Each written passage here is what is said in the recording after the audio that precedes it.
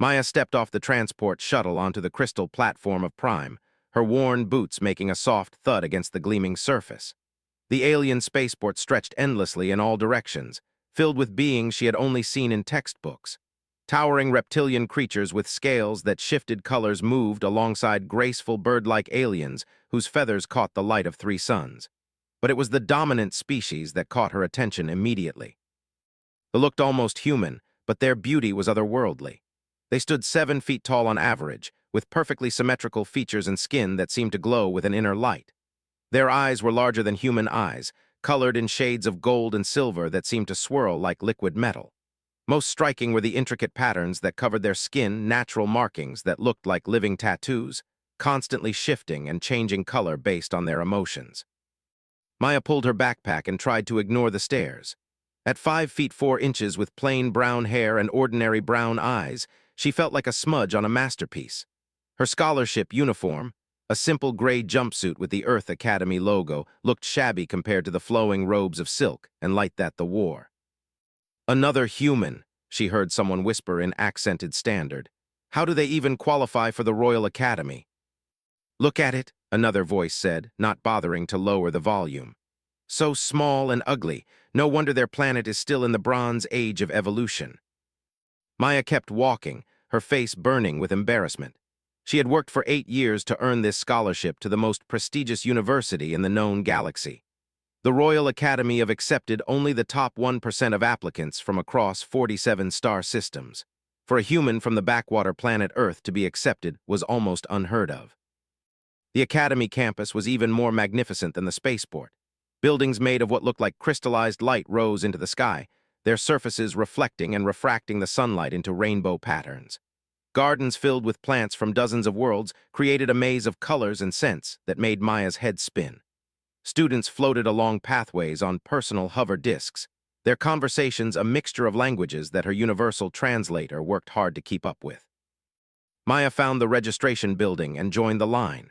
Around her, other new students chatted excitedly in groups.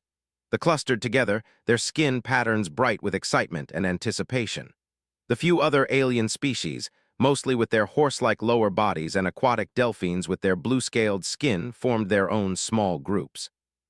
Maya stood alone. When she finally reached the registration desk, the clerk looked up from his floating holographic display and frowned.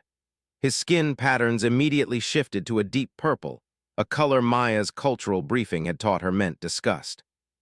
"Name?" he asked in a bored tone. "Maya from Earth," she said, trying to keep her voice steady. The clerk's frown deepened as he scrolled through his records. "Ah yes, the human charity case. You're assigned to dormitory block 7, room 442. Here's your schedule and academy rules. Try not to embarrass yourself too badly." He handed her a data pad and immediately turned to help the next student, a beautiful girl whose skin patterns sparkled like stars. Maya heard him greet the other student warmly, asking about her family and complimenting her traditional robes. Room 442 turned out to be in the oldest part of the campus, far from the main academic buildings. The dormitory was functional but plain, clearly where they housed the less important students. Maya's room was small, with a narrow bed, a basic desk, and a tiny window that looked out onto a maintenance courtyard. Her roommate assignment card said Prime. Maya hoped that maybe, finally, she would meet someone friendly. That hope died the moment walked through the door. Was stunning even by standards.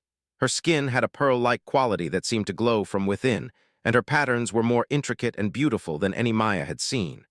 Her hair flowed like liquid silver, and her golden eyes held an intelligence that was immediately apparent. She wore robes that probably cost more than Maya's family made in a year. Stopped dead when she saw Maya, her skin patterns flashing from welcoming blue to that same disgusted purple Maya was becoming familiar with. "There must be some mistake," said, her voice melodic but cold.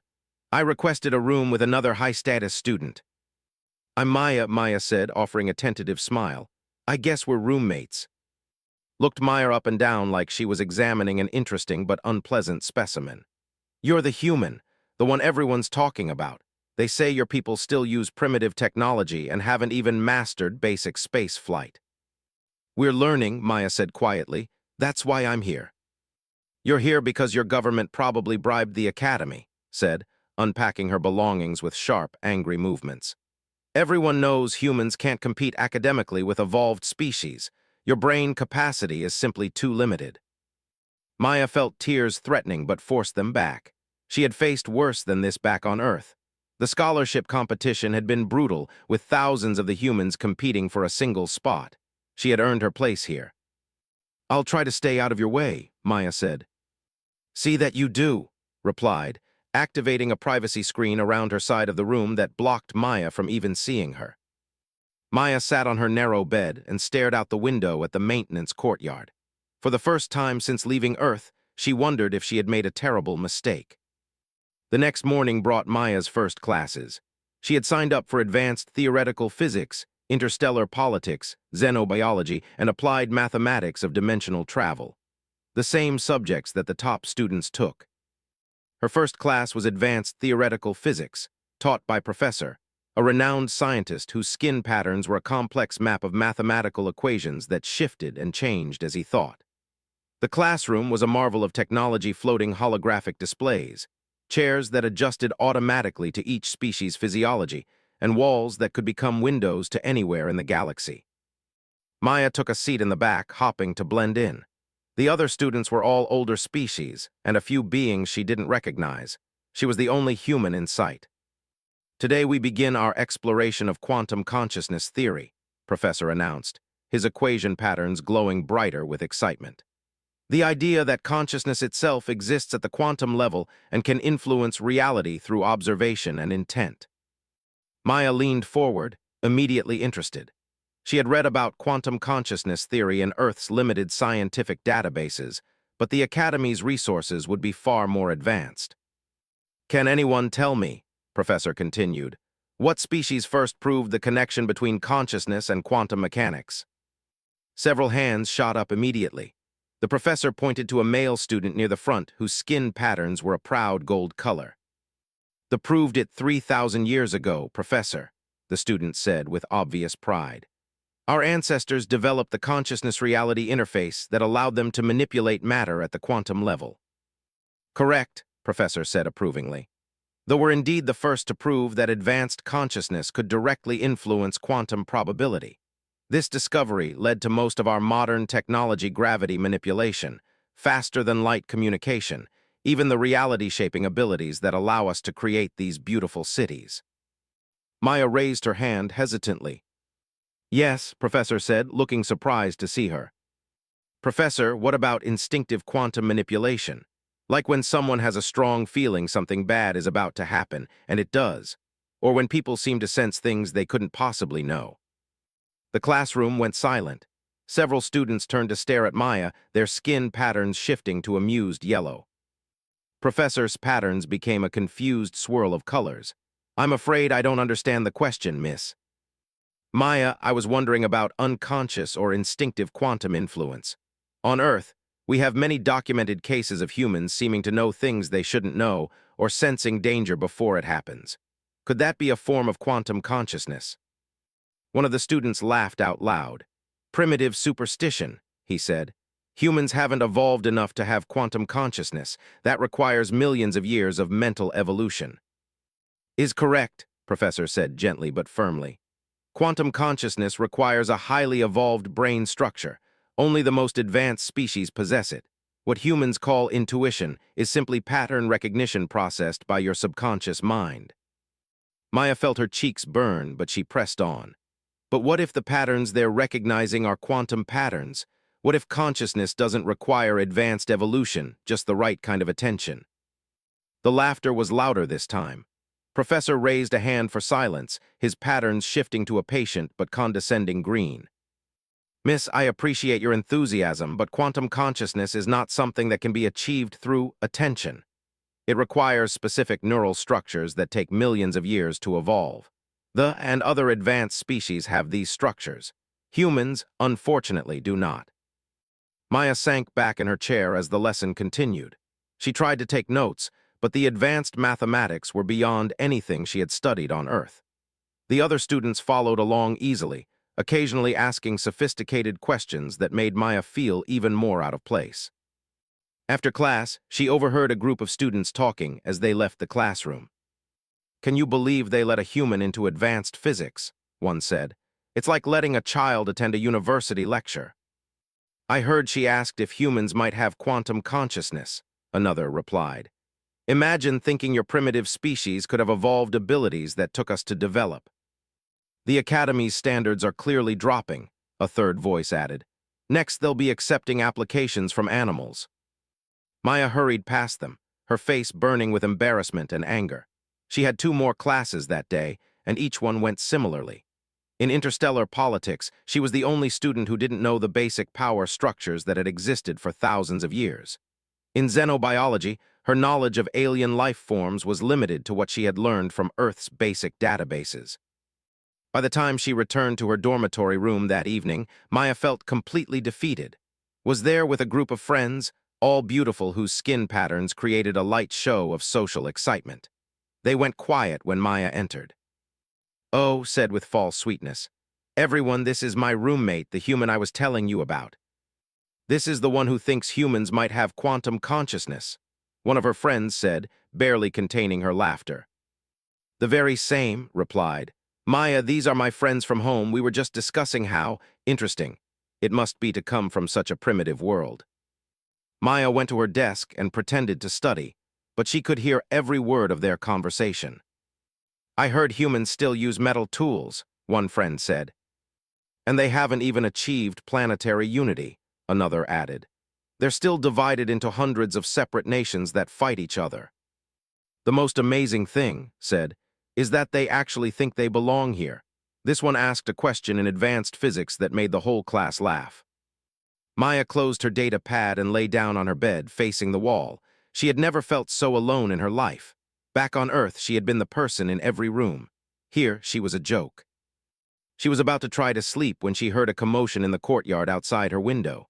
Curious despite herself, Maya looked out and saw a crowd of students gathered around something. Their skin patterns were bright with excitement and anticipation.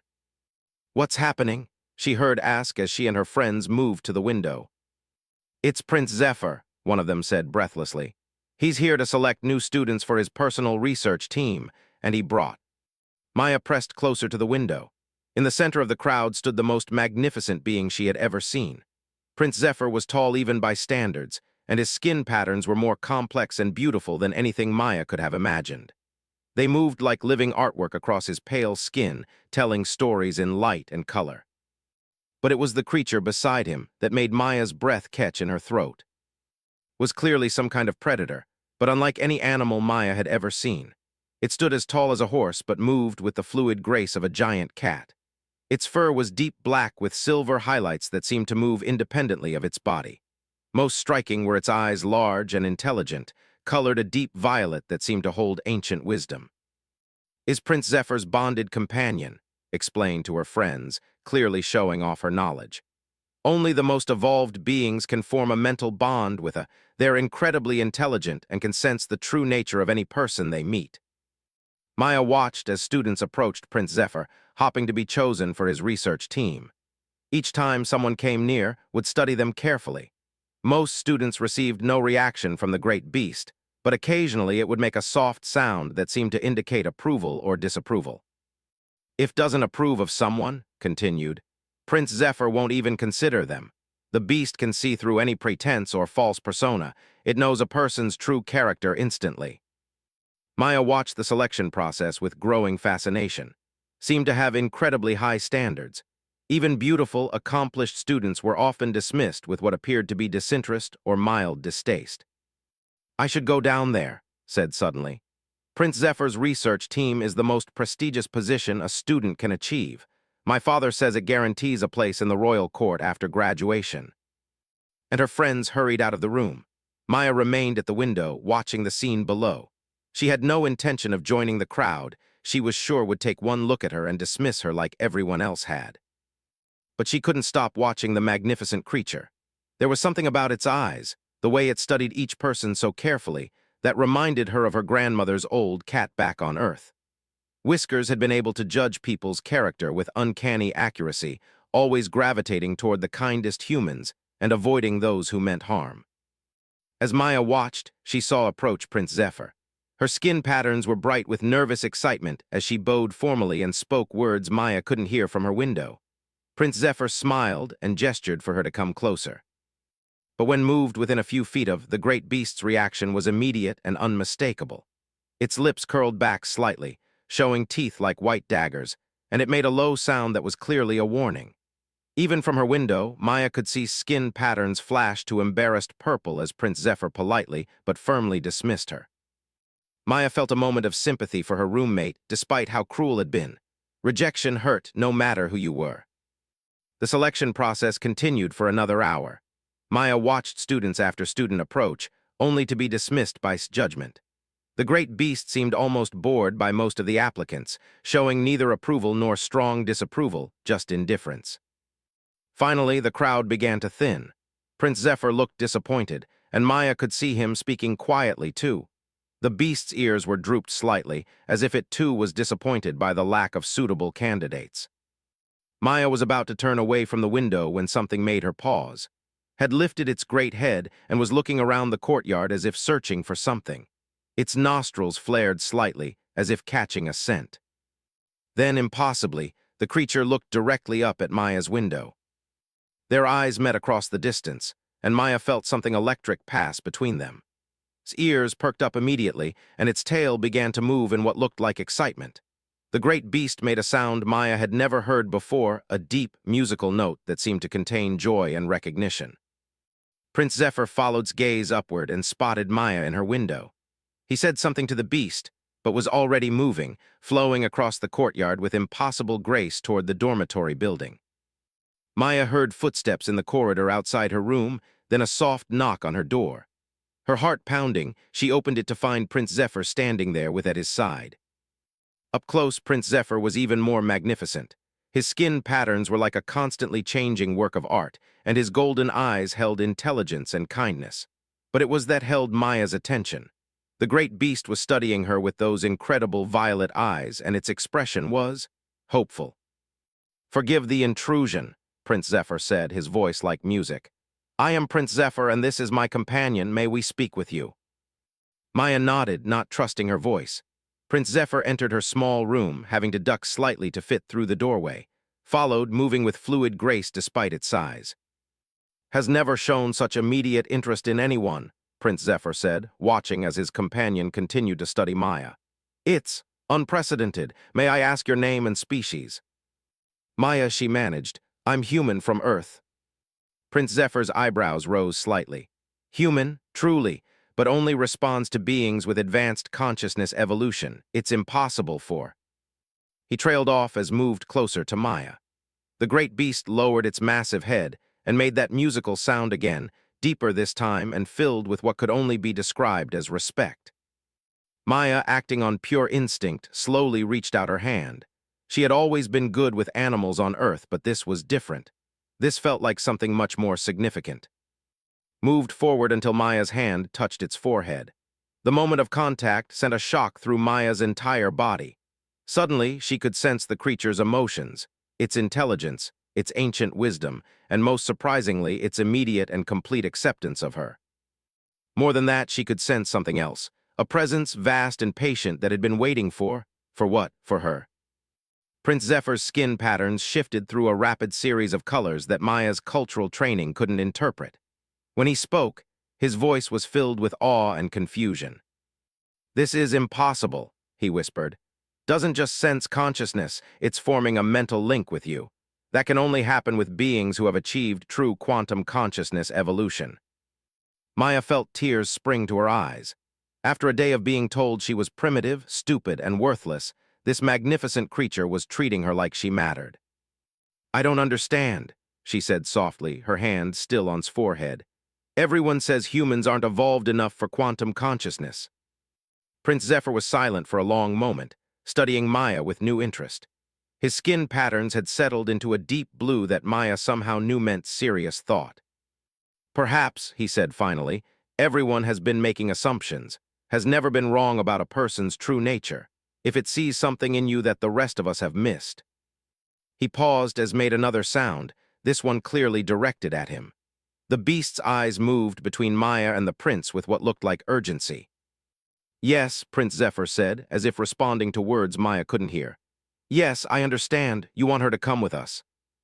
He looked at Maya with new respect. Miss, I came here tonight to select students for my personal research team. It appears that has made the choice for me. Would you be interested in joining our work? Maya stared at him in shock. But I'm just a human. I failed every class today. Everyone says I don't belong here. Everyone, Prince Zephyr said with a slight smile, has been wrong before. I prefer to trust judgment over popular opinion. The research we're doing requires individuals with special sensitivity to quantum fields. Academic knowledge can be learned. The kind of consciousness recognizes cannot be taught. Maya felt hope bloom in her chest for the first time since arriving on Prime. What kind of research? We're studying the connection between consciousness and quantum reality, Prince Zephyr explained. Specifically, we're investigating reports of quantum effects in beings previously thought to lack advanced consciousness. Your question in Professor's class today was actually quite insightful. Maya blushed. You heard about that? Word travels quickly in academic circles, the prince said with amusement. Most of my colleagues dismissed your suggestion as primitive thinking. I found it interesting. Perhaps it's time to challenge some of our assumptions about consciousness evolution. Made another musical sound and pressed closer to Maya. She could feel the creature's contentment and something else excitement, as if it had been waiting a long time for this moment.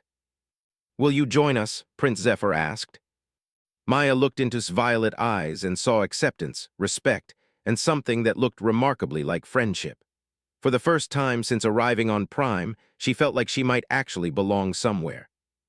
Yes, she said firmly. I'd be honored to join your research team. Prince Zephyr's skin patterns brightened with what Maya was learning to recognize as pleasure and anticipation. Excellent. We begin tomorrow morning. Fair warning, miss. This work will challenge everything you think you know about consciousness, reality, and the nature of existence itself. Maya smiled, her hand still resting on his forehead. I'm ready for that challenge. After Prince Zephyr left, Maya sat on her bed in amazement. When returned an hour later, her skin patterns were still purple with embarrassment and anger. Where were you? Demanded. I saw Prince Zephyr leaving this building. Did he speak to someone else in the dormitory? Maya looked at her roommate, this beautiful, accomplished being who had dismissed her as primitive and worthless, and felt something shift inside her. The fear and shame that had dominated her first day were being replaced by something else. Determination. Actually, Maya said calmly, he spoke to me. I'm joining his research team. Skin patterns flashed through several colors before settling on disbelieving yellow. That's impossible. You're human. Apparently, Maya said, lying down and pulling her blanket up. That doesn't matter as much as everyone thinks it does. As she drifted off to sleep, Maya could still feel the warmth of acceptance. Tomorrow would bring new challenges, but for the first time since arriving on Prime, she was looking forward to them. In her dreams, she felt vast, patient presence again, something ancient and wise that had been waiting for her to arrive. And somehow, she knew that her real journey was just beginning. Maya woke before dawn, too excited to sleep any longer. Today she would begin working with Prince Zephyr's research team, something that had seemed impossible just 24 hours ago.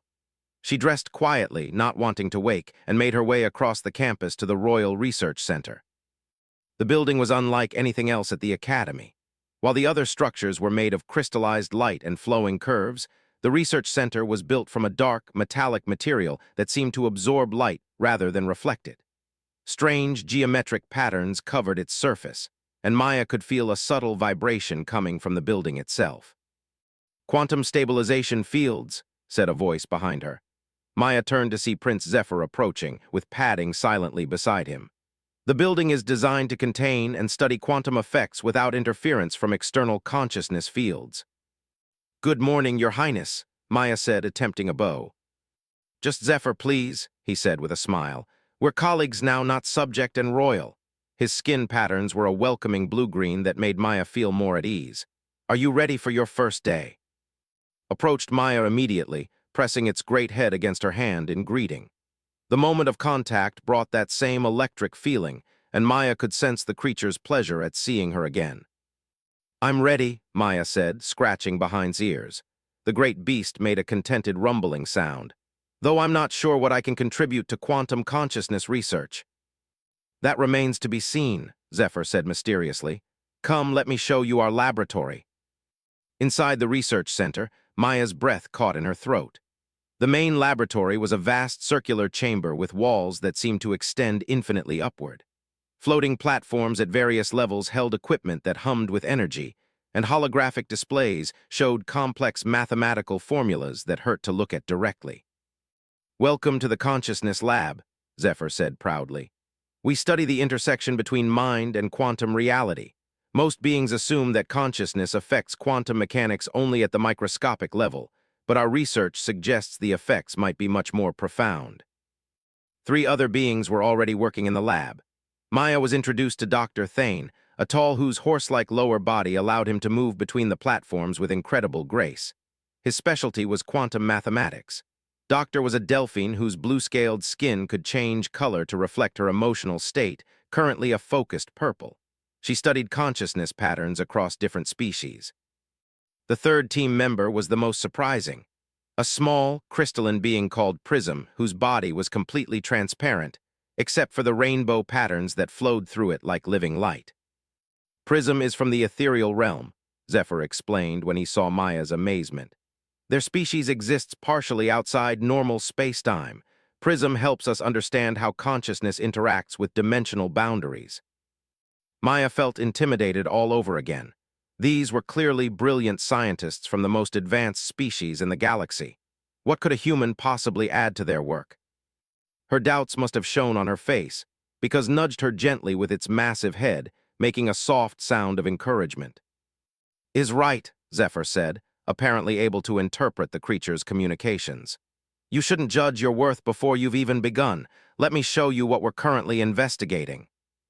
Zephyr led Maya to a central platform where a complex machine hummed quietly. It looked like a cross between a telescope and a sculpture, with crystalline components that pulsed with soft light. This is a consciousness detector, Zephyr explained. It can measure the quantum effects produced by conscious observation. Watch this. He activated the machine and had Maya stand in front of it. Immediately, the device began to glow more brightly, and patterns of light danced across its surface. Every conscious being produces quantum effects simply by existing, Zephyr said, studying the readings. The more advanced the consciousness, the stronger the effects. Typically produce readings between 800 and 1200 units, and delphines are similar. Prism's people are off the scale. Their consciousness exists in multiple dimensions simultaneously. Maya watched the patterns on the machine, fascinated despite her nervousness. What do humans typically read? We've never tested a human before, Dr. Thane said, trotting over on his 4 legs. His voice had a musical quality that reminded Maya of wind chimes. The few humans who have visited have been diplomats or traders, not subjects for consciousness research. Until now, Doctor added, her scales shifting to curious yellow as she joined them. We're all quite interested to see the baseline consciousness reading for your species. Maya took a deep breath and stepped closer to the machine. The readings immediately jumped higher, and the patterns became more complex. Dr. Thane's eyebrows rose as he studied the display. Interesting, he murmured. The reading is 750 units, lower than as expected, but not by much. And the pattern. What about the pattern? Zephyr asked, his skin showing intense curiosity.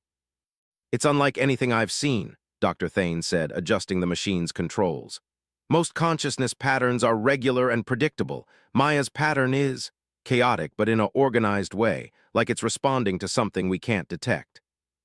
Prism drifted closer, their crystalline body ringing like distant bells as they moved. When they spoke, their voice sounded like music played on crystal instruments. The pattern resonates with dimensional frequencies, Prism said. This human consciousness touches spaces beyond normal reality, very unusual for a supposedly primitive species. Maya felt a mixture of pride and anxiety. She was producing unusual readings, but she didn't understand what they meant. Is that good or bad? Unknown, Doctor said honestly, her scales now a thoughtful blue. But certainly interesting. Zephyr, what made you bring her here? Besides obvious approval, I mean. Zephyr smiled and gestured for everyone to gather around a large holographic display.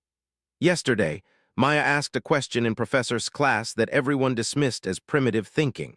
She wondered if humans might have instinctive quantum consciousness, the ability to sense quantum effects without training or technology. Professor was right to dismiss that, Dr. Thane said gently. Quantum consciousness requires specific neural structures that take millions of years to evolve. Does it? Zephyr asked. Or have we made assumptions based on our own evolutionary path? What if there are other ways to achieve quantum consciousness? What if some species develop it naturally, without needing advanced neural structures? Made a deep, approving sound and moved to stand next to Maya. The great beast's presence was calming, and Maya felt her nervousness beginning to fade. Think about it, Zephyr continued. We know that consciousness can affect quantum mechanics. We know that quantum effects exist everywhere in the universe. Why wouldn't some species evolve to naturally sense those effects? Because it's impossible, Dr. Thane said, but he sounded less certain than before. Primitive species lack the brain complexity for quantum consciousness. Do they? Doctor asked, her scales shifting colors rapidly as she thought. Or do they simply access it differently? Maya's consciousness pattern suggests she's interacting with quantum fields in ways we don't understand. Prism drifted closer to Maya, their crystalline form humming with what sounded like excitement. May I examine your consciousness pattern more closely? I promise it won't hurt. Maya looked at Zephyr, who nodded encouragingly. Prism can sense consciousness patterns directly without machines.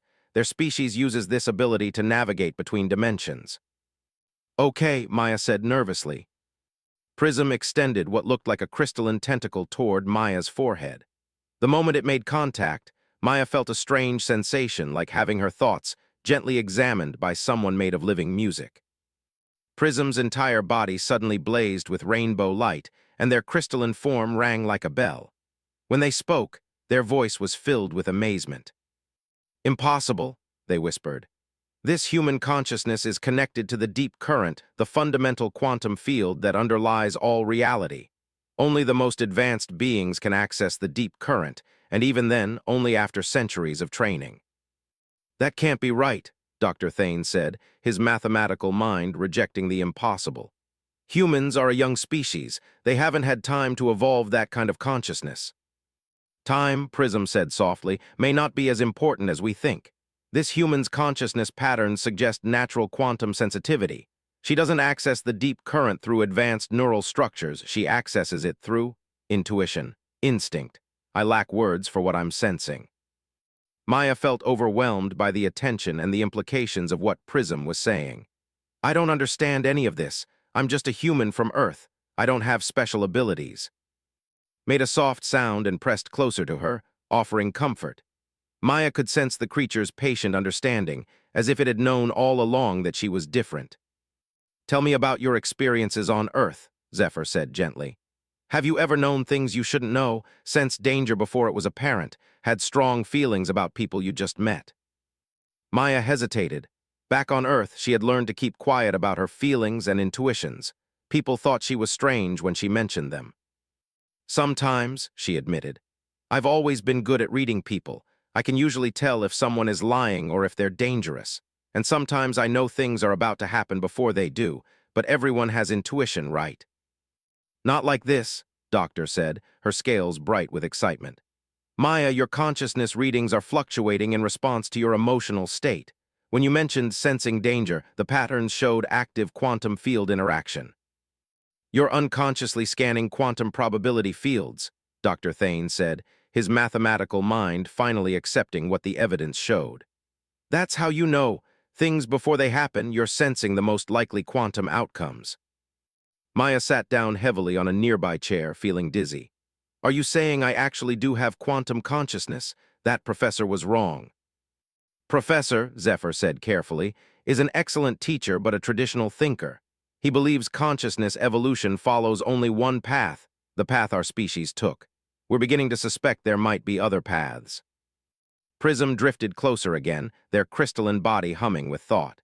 Your species is young, but your planet is old. Earth has been exposed to quantum fields for billions of years. Perhaps some humans evolved to sense these fields naturally, without needing advanced technology or complex neural structures. Like quantum naturals, Doctor breathed, her scales shifting to an odd silver. Beings who are born with quantum consciousness instead of developing it through evolution or training. Made another musical sound, this one clearly expressing agreement and satisfaction. The great beast moved to Maya's side and rested its massive head on her shoulder, offering comfort and support. "This is unprecedented," Dr. Thane said, packing back and forth on his four legs. "If humans can naturally access quantum consciousness, it changes everything we know about consciousness evolution. Which is why this research is so important," Zephyr said, his skin patterns bright with excitement.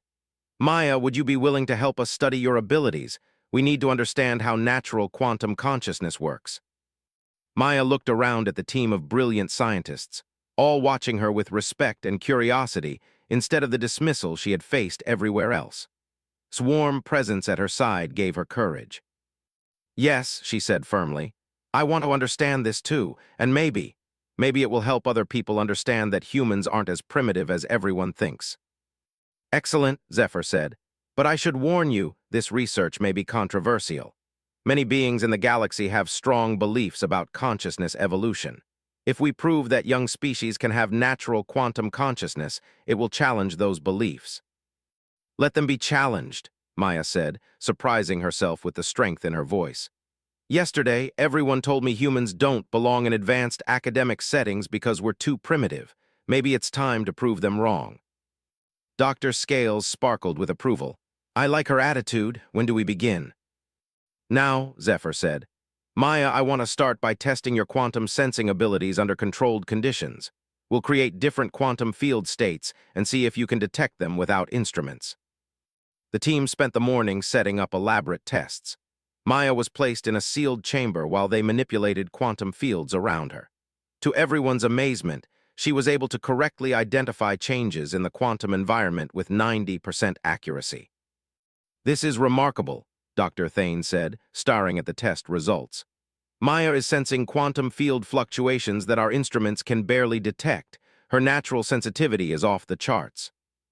"Let's try something more complex," Doctor suggested. "Maya, we're going to create an unstable quantum field in the next room. Don't think about it consciously, just tell us what you feel." Maya closed her eyes and let her mind relax. Almost immediately, she felt a sense of wrongness, like hearing a musical note that was slightly off-key. "Something's unstable," she said. "It feels dangerous, like it might collapse or explode." In the control room, alarms began to sound. Dr. Thane quickly stabilized the quantum field before it could cascade into a dangerous failure. "She sensed the instability before our safety systems did," he said in amazement. "Her quantum consciousness is more sensitive than our technology." Prism's crystalline form was glowing brightly with excitement. "This human may be the key to understanding consciousness in ways we never imagined. Her natural ability exceeds what most trained beings achieve after years of study." Word of the test results spread quickly through the academy, despite the team's efforts to keep them confidential. By afternoon, Maya found herself the subject of intense speculation and gossip. "Did you hear about the human?" she overheard a group of students saying as she walked to her regular classes. "They say Prince Zephyr's team is claiming she has quantum consciousness." "Impossible," another voice replied. "It must be some kind of mistake or hoax. Or maybe the human is manipulating the equipment somehow," a third voice suggested.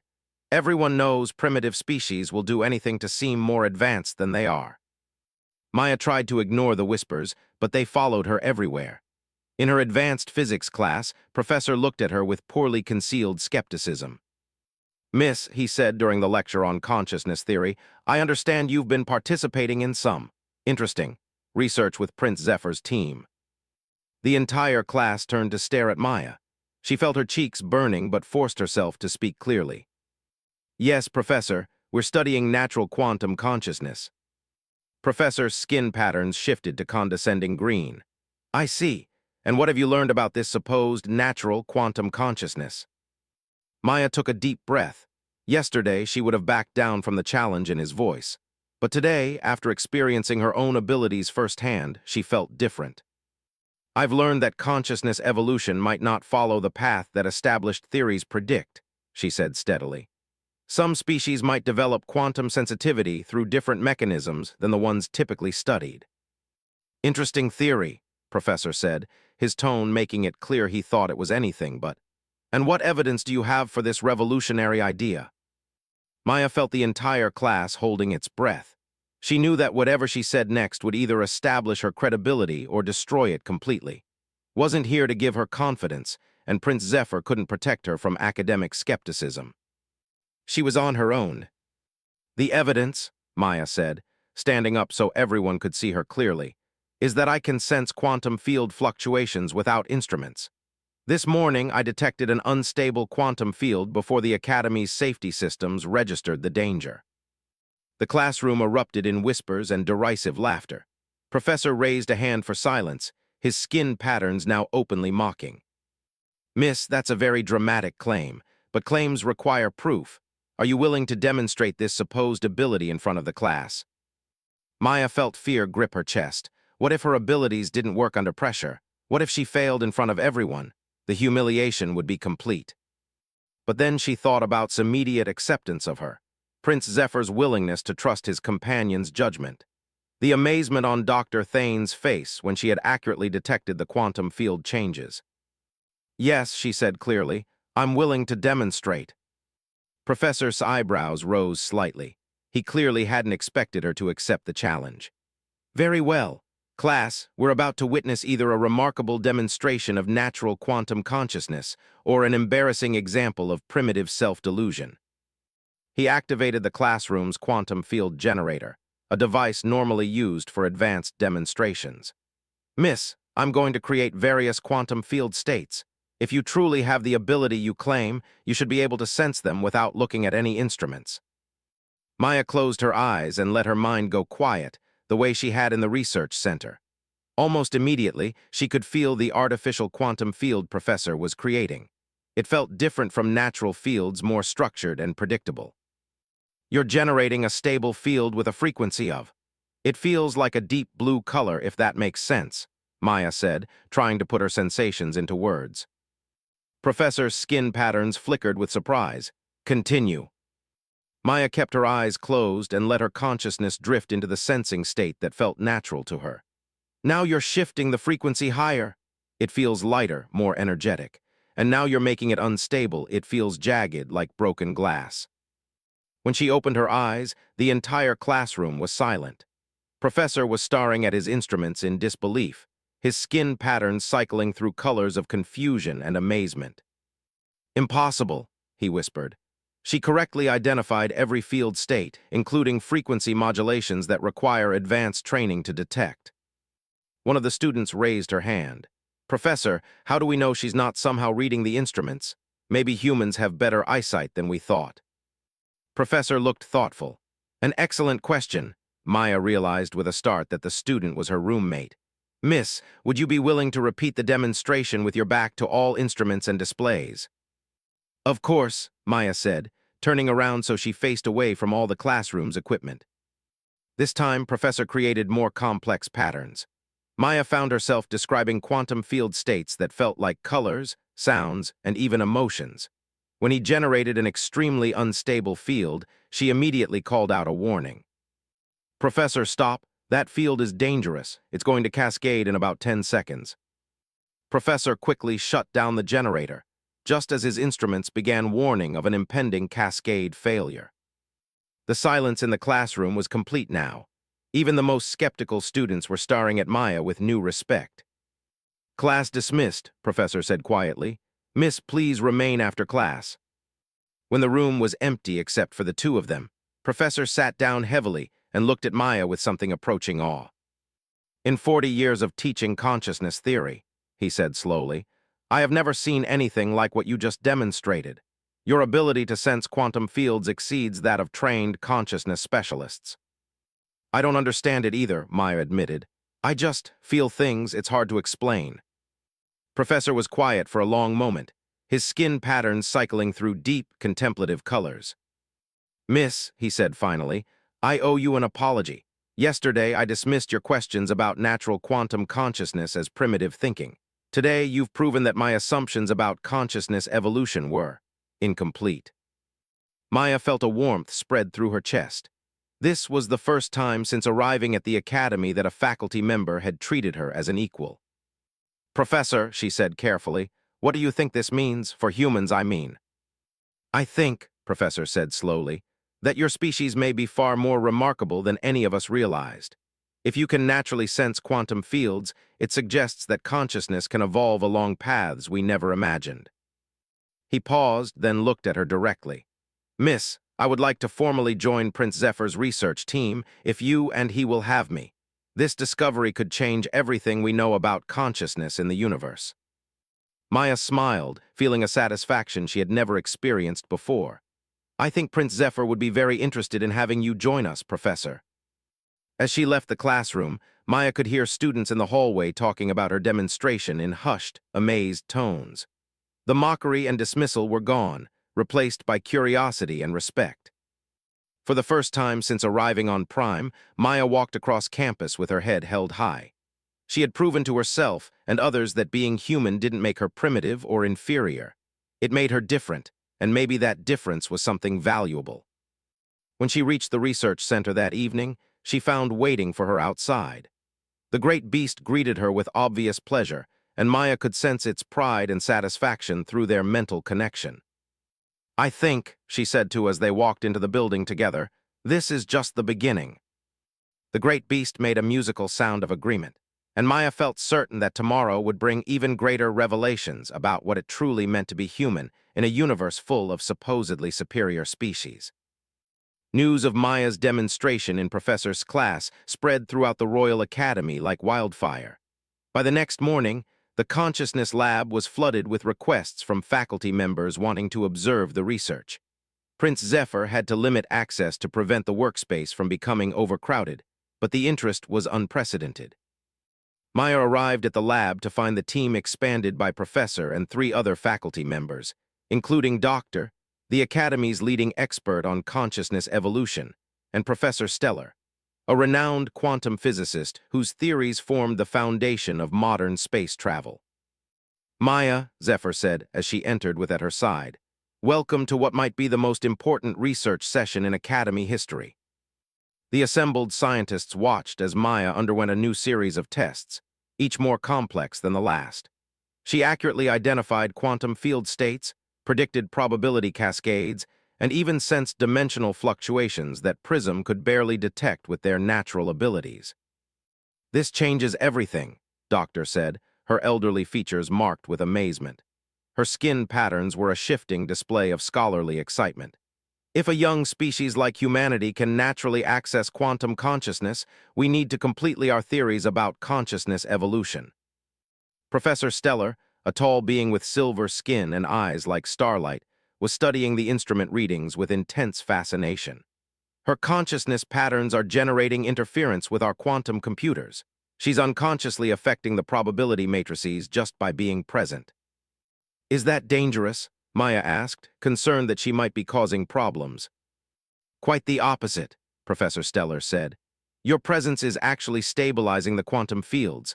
Our computers are running more efficiently with you here than they ever have before." Dr. Thane trotted over with a new data pad full of calculations.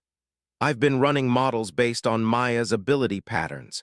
If other humans share even a fraction of her natural quantum sensitivity, they could revolutionize our understanding of consciousness-reality interaction." "That raises an important question," Professor said thoughtfully. "Maya, are you unique among humans, or might others of your species share these abilities?" Maya considered the question carefully. "I've always been more sensitive than most people to feelings, I guess. But I know others who have strong intuition or seem to sense things they shouldn't know. We just never thought of it as anything special." "What you call intuition might be natural quantum consciousness," Prism sang, their crystalline form humming with excitement. "Your entire species might have evolved quantum sensitivity without realizing it." Made a deep, pleased sound and nudged Maya gently. Through their connection, she could sense the great beast's satisfaction, as if this revelation was exactly what it had been expecting. "There's only one way to find out for certain," Zephyr said. "Maya, would you be willing to contact your home world? We'd like to arrange for other humans to be tested." Maya felt a thrill of excitement mixed with nervousness. You want to test other humans, but Earth is still considered a primitive world. Would the Academy authorities approve bringing more humans here? Doctor's skin patterns shifted to determined gold. After what we've witnessed, I believe the Academy Council would be very interested in expanding this research. The implications for consciousness theory are too significant to ignore. Professor Stellar nodded agreement. If humanity has natural quantum consciousness, it could explain several unexplained phenomena we've observed in regions of space near your solar system.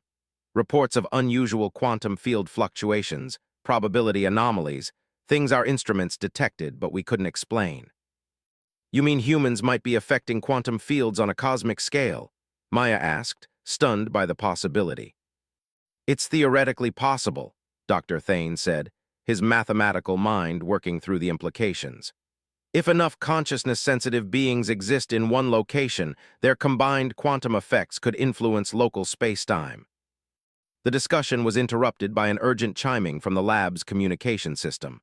A holographic display materialized, showing the stern face of Rector, the Academy's highest authority. His skin patterns were a formal, serious blue. Prince Zephyr, Rector said without preamble. I require an immediate explanation of the reports I've been receiving about quantum consciousness research involving a human student. Maya felt her stomach drop. Rector had a reputation as a traditionalist who believed strongly in the established order of species advancement. The idea of humans having advanced consciousness would not be welcome news to him. Rector, Zephyr replied calmly, his skin patterns respectful but firm.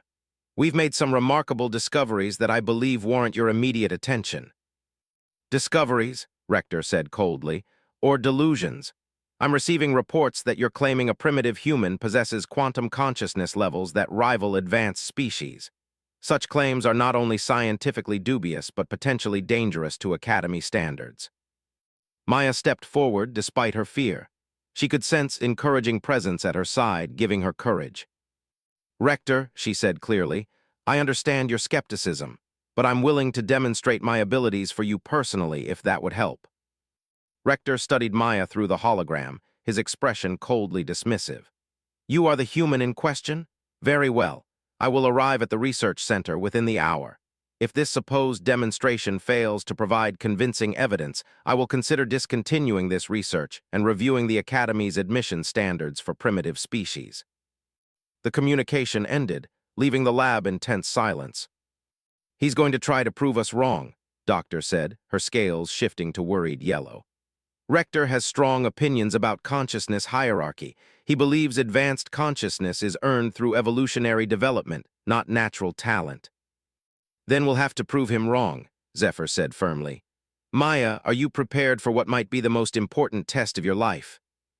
Maya looked around at the team of scientists who had come to believe in her abilities, then down at, whose violet eyes held absolute confidence in her. I'm ready, she said. They spent the next hour preparing the most comprehensive demonstration possible. Dr. Thane calibrated the quantum field generators to create the most complex patterns the equipment could produce. Professor Stellar programmed probability matrices that would challenge even trained quantum consciousness specialists. Prism prepared to monitor dimensional effects that might be too subtle for mechanical instruments. When Rector arrived, he brought an entourage of skeptical faculty members and Academy officials. Maya recognized several faces from her classes, professors who had dismissed her questions, and treated her as an academic curiosity rather than a serious student. Rector himself was imposing even by standards. His skin patterns were more complex than any Maya had seen, constantly shifting through intricate mathematical displays that hurt to look at directly. His presence seemed to fill the entire laboratory. Before we begin, Rector announced, I want to state clearly that the Academy's reputation depends on maintaining scientific integrity. Claims of advanced consciousness in primitive species undermine the fundamental principles that govern galactic civilization. Maya felt the weight of his disapproval, but pressed closer to her side, offering silent support. Rector, Zephyr said diplomatically, we share your commitment to scientific integrity. That's precisely why we want you to witness these tests personally. Very well, Rector said, begin. Dr. Thane activated the quantum field generator, creating the most complex pattern they had ever attempted. The field state was constantly shifting, with multiple frequency layers and unstable probability matrices that should have been impossible for anyone to track without advanced training and computer assistance. Maya closed her eyes and let her consciousness drift into the sensing state that had become natural to her.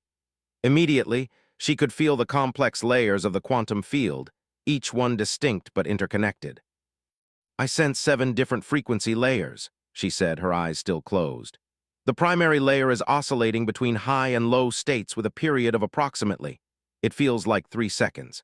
The secondary layer has a faster oscillation, maybe half a second. There's an unstable matrix in the 4th layer that's going to cascade in about 15 seconds. Dr. Thane's eyes widened as he checked his instruments. "Perfect accuracy on all counts. The cascade warning is correct. I'm detecting the instability now." "Continue," Rector said, his tone giving nothing away. Professor Stellar activated his probability matrix generator. This device could create quantum states that existed in multiple probabilities simultaneously, a phenomenon so complex that only the most advanced consciousness could track it. Maya frowned slightly, feeling something unusual. "This is different. The quantum state isn't fixed, it's existing in multiple possibilities at once. I can sense 17 different probable outcomes. No, wait, 23. The probabilities are shifting." Professor Stellar stared at his instruments in shock. "She's tracking individual probability branches in real time. That should be impossible without quantum-enhanced neural implants." "The 23rd probability is becoming stronger," Maya continued. "It's going to collapse into reality in now." The probability matrix collapsed exactly as she predicted, settling into a stable state that matched her description perfectly. Prism drifted forward, their crystalline body ringing with excitement. "Rector, may I test her dimensional sensitivity? This ability exceeds anything I've witnessed in non-ethereal beings." "Proceed," Rector said, though Maya could see his skin patterns beginning to show uncertainty. Prism created a dimensional distortion, a subtle tear in local space-time that should have been undetectable to beings who existed only in normal 3-dimensional space. Maya gasped and took a step back. "Something's wrong with space itself. There's a hole, a tear. It feels like reality is thin there, like I could fall through into somewhere else." Prism's entire body blazed with rainbow light. "Extraordinary. She's sensing a micro-dimensional rift that my instruments can barely detect. This level of consciousness sensitivity rivals that of my own species." The gathered faculty members began murmuring among themselves, their skepticism clearly shaken by what they had witnessed. But Rector wasn't finished. "Impressive demonstrations," he admitted grudgingly. "But consciousness is more than just sensitivity. True quantum consciousness requires the ability to influence reality, not merely sense it. Can this human actually affect quantum fields or merely detect them?" Maya felt her heart sink. She had never tried to influence quantum fields, only sense them. What if she couldn't do what Rector was asking? Nudged her gently and made a soft sound of encouragement. Through their connection, Maya felt the great beast's absolute confidence in her abilities. I've never tried to influence quantum fields," Maya admitted. "Only sense them." "Then perhaps these demonstrations prove only that humans have evolved enhanced sensory capabilities, not true quantum consciousness," Rector said with satisfaction. "Not necessarily," Prince Zephyr said firmly. "Rector, with respect, true quantum consciousness manifests differently in different species. Influence reality through trained thought patterns, but natural quantum consciousness might work through different mechanisms." Doctor stepped forward, her ancient features thoughtful. "Maya, you mentioned that on Earth, you sometimes know things before they happen. That suggests you're not just sensing quantum fields, but unconsciously calculating probability outcomes. That is a form of reality influence." "Think about it," Doctor added, her scales bright with inspiration. "If you can sense when something dangerous is about to happen and take action to prevent it, you're using quantum consciousness to change reality." Maya thought about all the times in her life when she had avoided accidents, steered clear of dangerous people, or made decisions that seemed random but turned out to be exactly right. Had she been unconsciously influencing probability all along? "Maya," Zephyr said gently, "would you be willing to try a simple reality influence test? We'll create an unstable quantum system and see if your presence affects its outcome." "What kind of system?" Maya asked nervously. Dr. Thane activated a new device, a quantum coin flipper that used pure probability to determine outcomes. This device generates truly random results based on quantum mechanics. If consciousness can influence reality, your presence should be able to affect the pattern of results. "Just want the results to come out a certain way?" Maya asked uncertainly. "Don't force it," Prism advised. "Let your consciousness naturally interact with the quantum field. Trust your instincts." Maya approached the device and placed her hands near it, the way she had with when they first met. She closed her eyes and let her mind quiet, feeling for the quantum patterns in the device. She could sense the probability fields, a constant flux of potential outcomes balanced perfectly between different possibilities. Without thinking consciously about it, she felt herself hoping the results would come out in a specific pattern alternating between two outcomes in a regular sequence. The device ran for 60 seconds, generating outcomes at a rate of 10 per second. When it finished, Dr. Thane stared at the results in amazement. "The pattern is exactly what Maya was hoping for," he said. 600 results, alternating in perfect sequence. The probability of this occurring by chance is less than 1 in billions of trillions. "She influenced the quantum probability matrix through unconscious intent," Professor Stellar said, his voice filled with awe. "This is true quantum consciousness, the ability to affect reality through the interaction of mind and quantum mechanics." Rector was silent for a long moment, his skin patterns cycling through complex equations as his mathematical mind processed what he had witnessed. "This is," he began, then stopped. "This is unprecedented. In 5,000 years of Academy history, we have never encountered a being from a young species who demonstrated natural quantum consciousness of this magnitude." Maya opened her eyes, feeling drained but exhilarated. "Does this mean you believe the research should continue?" Rector looked at her with an expression she couldn't read. "Miss, what you've demonstrated today challenges fundamental assumptions about consciousness evolution that have guided galactic civilization for. The implications are staggering." He paused, then continued with formal authority. "I am authorizing the expansion of this research with unlimited Academy resources. Furthermore, I am formally recognizing the possibility that humanity may possess natural quantum consciousness capabilities that could revolutionize our understanding of mind-reality interaction." The gathered scientists erupted in excited conversation, but Rector raised a hand for silence. "However," he said sternly, "this research must proceed with extreme caution. If word spreads that a supposedly primitive species possesses consciousness abilities that rival the most advanced races, it could destabilize the entire galactic hierarchy." Maya felt a chill at his words. "Are you saying this research is dangerous?" "Not the research itself," Rector clarified, "but the social and political implications. Many species base their authority and status on the belief that consciousness evolution follows a strict hierarchy. If humans prove that natural quantum consciousness can exist in young species, it would change everything," Doctor finished softly. "Species that have claimed superiority based on evolutionary age would have to their assumptions. The entire structure of galactic civilization could be affected." Maya looked around at the team of scientists who had become her allies and friends. For the first time since this began, she realized that her abilities might be about more than just proving herself academically. They might affect the relationship between humanity and every other species in the galaxy. Sensed her uncertainty and pressed closer, offering comfort and strength. Through their connection, Maya felt the creature's patience and wisdom, as if it had always known this moment would come.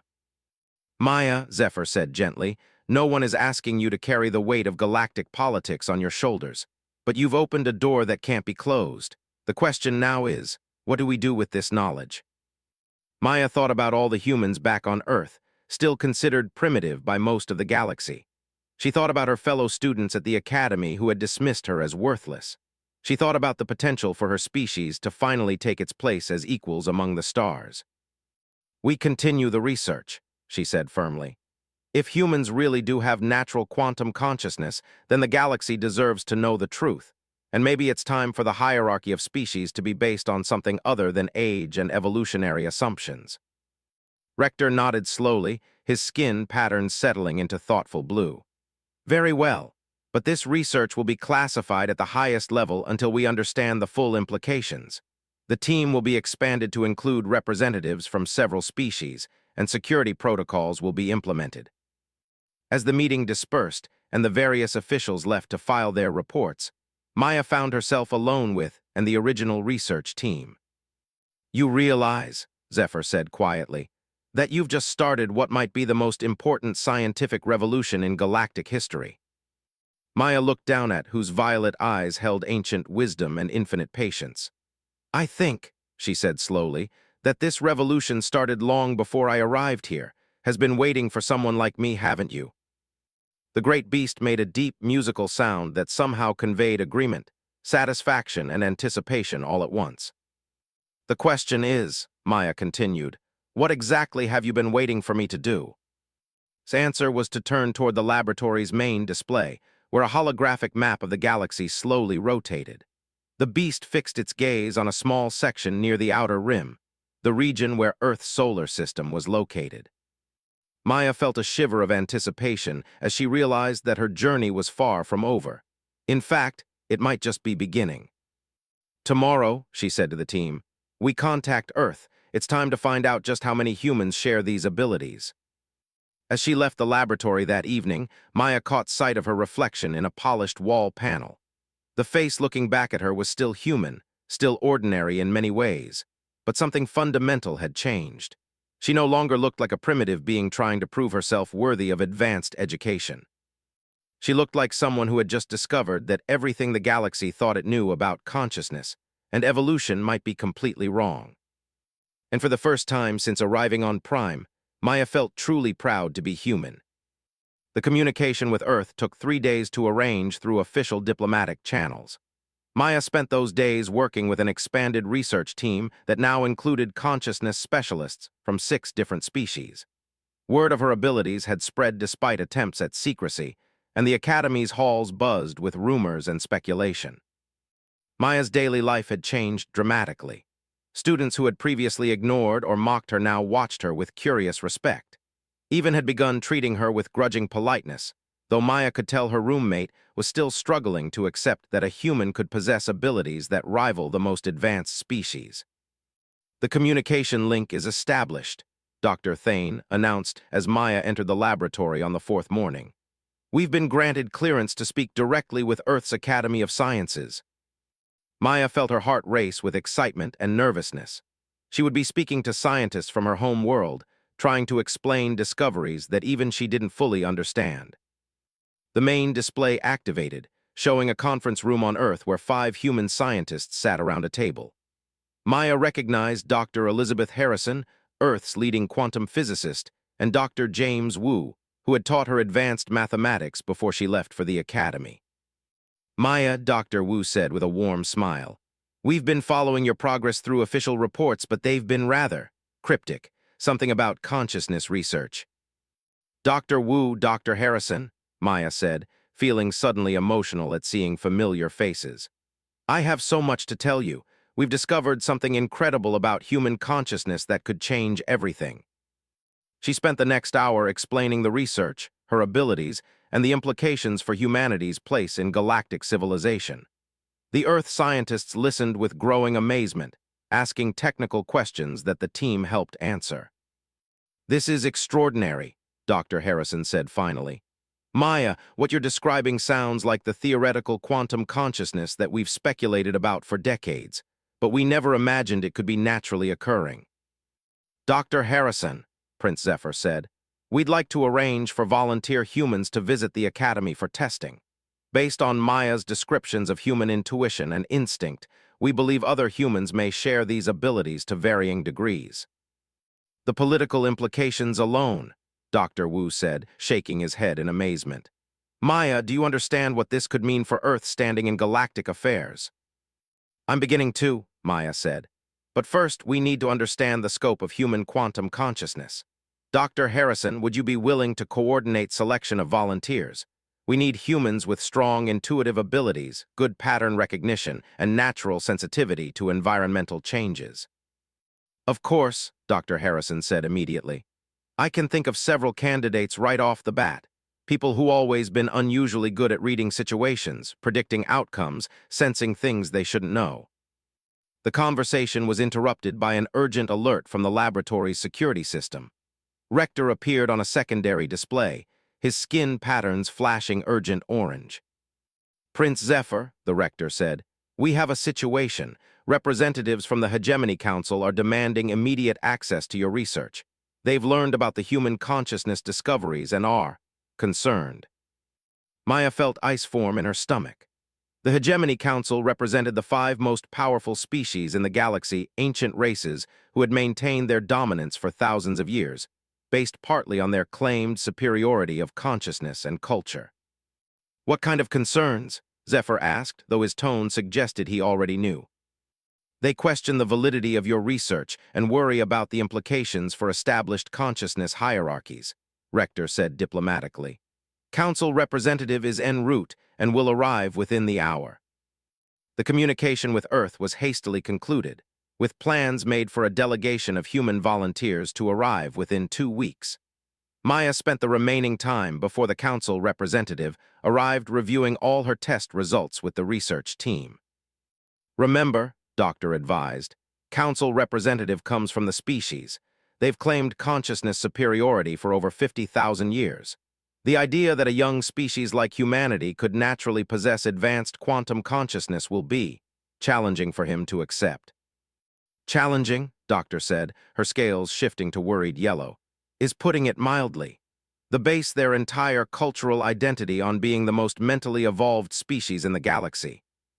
When Council representative arrived, Maya understood why everyone had been nervous. He was nearly 9 feet tall, with skin that looked like polished obsidian and eyes that glowed with silver fire. His presence seemed to make the air itself feel heavy, and Maya could sense waves of mental energy radiating from him that made her slightly dizzy. I am Council representative, he announced in a voice that resonated with harmonic overtones. I have come to investigate claims that a primitive species has demonstrated impossible.